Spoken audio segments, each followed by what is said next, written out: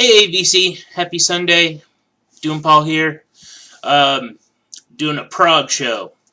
Yes, I know it splits everybody in half, but um, that's what I've been listening to this week, and that's what we're gonna go over. So, hope you're all doing well. Um, let's just get right into it. First record I gonna go over today. Curved Air, second album. Um, neat little gatefold. I picked this up at a flea market for $1 a couple months back, and haven't really gotten around to listen to it until recently. And it was pretty good. It wasn't what I was expecting. It's heavy, clean female vocals, which was all right. The songwriting and the instrumentation on this stuff is really, really good. I don't know a ton about this band. I guess the singer, here we go, right here, later on to further their career, turned into quite the sex pot, and did a lot of fancy dress up on stage and stuff like that, and they got even bigger. But the drummer for the Police actually played with these guys for a little while.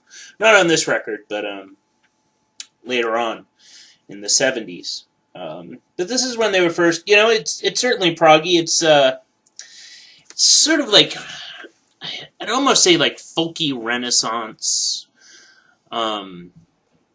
It's an interesting listen. For $1, I'd pick it up again. Pretty good. Not crazy good, but I'll listen to it again.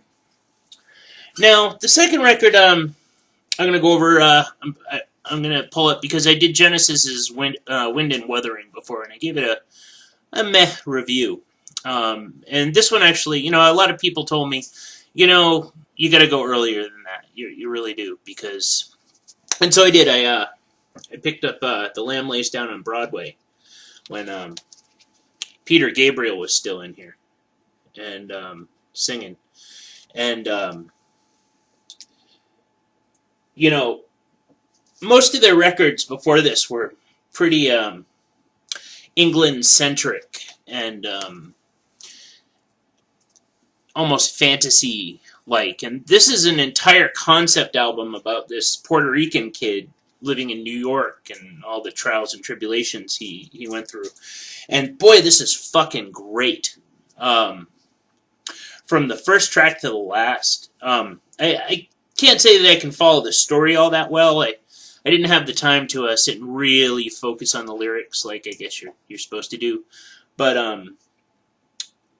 boy is it an enjoyable listen though.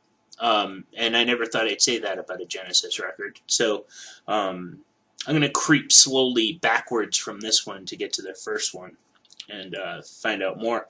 But, it was 1974, and you could definitely tell, but it definitely has a life of its own. It almost transcends era. Just great stuff. Yeah. All right. Next one. I'm doing 5 records, so I'm going to try not to make this a 20-minute video. I'm going to try to keep it 12 minutes or so, because I can't even sit and listen to myself for 12 minutes. I don't know how you guys can.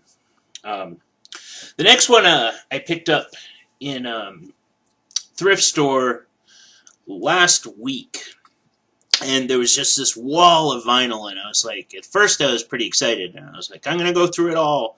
And then once I started flipping through it, I was like, oh god, this is just dreck. Endless dreck.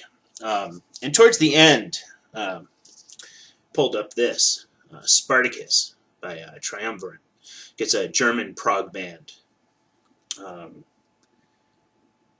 75. And the only reason I pulled it out is because I thought, boy, that cover just doesn't look like dreck. That looks like something that would be kind of cool. And yet another concept album about Spartacus. Now, I've seen 300, and you know, and I know the actual story about Spartacus, and boy, this has got nothing to do with that. This is the happiest, most like keyboard like doodly doodly doodly doodly doodly doodly doodly doodly doodly doodly doo. No, um, it's absolutely happy and whimsical and absolutely goes totally against everything that I've ever known about Sparta. Um, if this was playing as the soundtrack for the 300 movie, I don't think as many people would have gone to see it. It's good. It's technically good, but it's so damn happy. Um, I don't know what to say about it. I mean, it's just almost all keyboards, and the vocals are hyper clean and hyper almost happy. And maybe if I didn't have the preconceived notions of what I thought Sparta to be, I might have enjoyed this more. But as it stood, uh, uh, just I tried to listen to it more than once, and I had a hard time. I do like the cover though. I think the cover's pretty fancy because it's not often you see a mouse and a light bulb, is it? No. All right. Next record, and this is a record that I saw on another channel. Not this one in particular, but a band that I saw on another channel not too long ago, and they were praising it, and I knew I had the record, and I think I listened to one song by them before, and I wasn't so impressed. But then I decided, well, after hearing about them, I'll give this a go, and it's the Strawbs, bursting at the seams. As you can tell, this copy's beat to shit, but whatever. I paid very, very little for it, and I listened to this today, and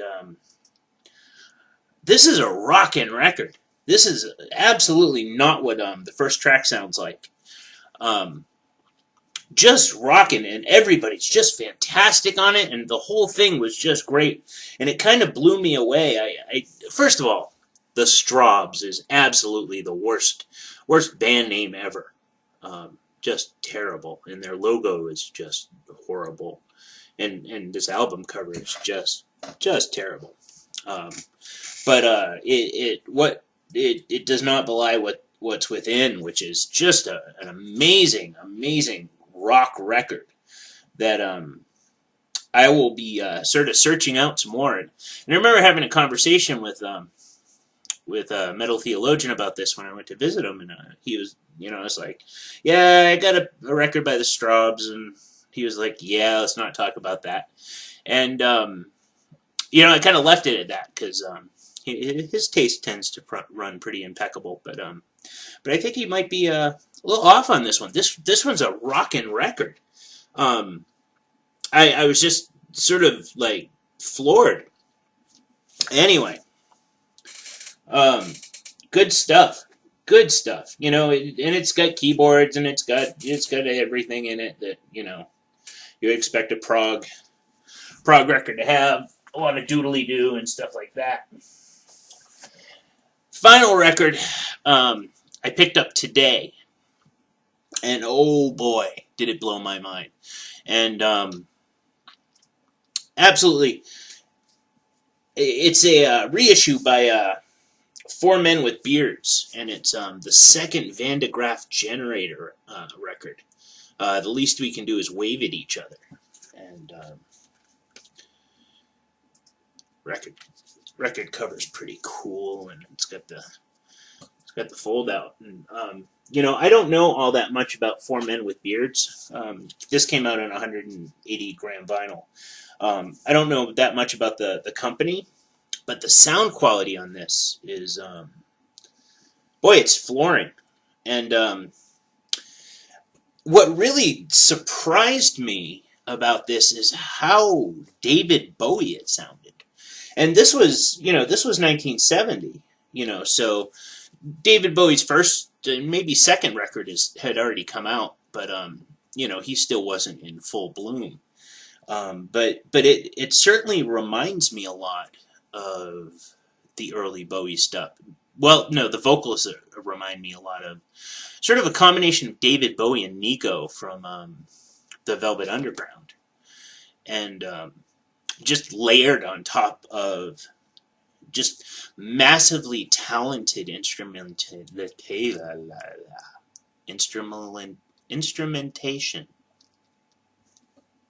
Schooling kids do it.